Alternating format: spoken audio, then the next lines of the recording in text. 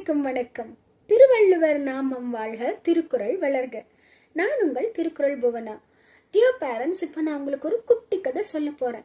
இந்த கதைக்கும் உங்க குழந்தையோட படிப்புக்கும் நிறைய சம்பந்தம் இருக்கு. காட்டுக்குள்ள வாழ்ந்த ஒரு கிளி ஆசிரமத்துல இருக்கிற மரத்து மேல போய் உக்காந்துச்சான். அங்க குரு நிறைய ஞான உபதேசம் பண்ணிட்டு இருந்தாரா. ஒண்ணு விடாம மனப்பாடம் பண்ணி அதை அப்படியே நாட்டு மக்களுக்கு சொல்ல ஆரம்பிச்சுதான். கிளி சொன்னதை கேட்டு அப்படியே ஃபாலோ பண்ண மக்கள் தன்னோட வாழ்க்கையில சின்ன சின்ன மாற்றம் தெரிஞ்சுதான். உடனே கிளியோட ஃபாலோவர்ஸ் ஆயிட்டாங்களாமா. கிளிக்கு ஒரு குட்டி கோயிலும் கட்டினாங்களாம். கிளிக்கு பெருமை தாங்கல, அந்த கோயில இருக்க ஆரம்பிச்சுதான். அப்ப திடீர்னு ஒரு நாள் ராஜா வந்து, கிளியே கிளியே, நாட்டுக்கு மிகப்பெரிய ஆபத்து, இப்ப நான் என்ன பண்றது அப்படின்னு கேட்டாராம். அப்பதான் அந்த கிளிக்கு தெரிஞ்சுதான் தான் இருக்கிறது தனக்கான கோயில் இல்ல, மிகப்பெரிய ஆபத்து அப்படின்னுட்டு.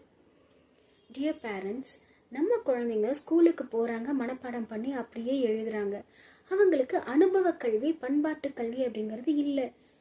ஆமா, அதுக்கு என்னதான் பண்றது அப்படின்றவங்களோட கேள்வி எனக்கு கேக்குது. உலகத்துல இருக்கிற எல்லா பிரச்சனைக்கும் திருக்குறள்ல பதில் இருக்கும் போது இதுக்கு பதில் எல்லாமே இருக்குமா? நான் நினைவாற்றல் பயிற்சிகளை திருக்குறள் கதைகள் மூலம் சொல்லி கொடுத்துட்டு இருக்கேன்.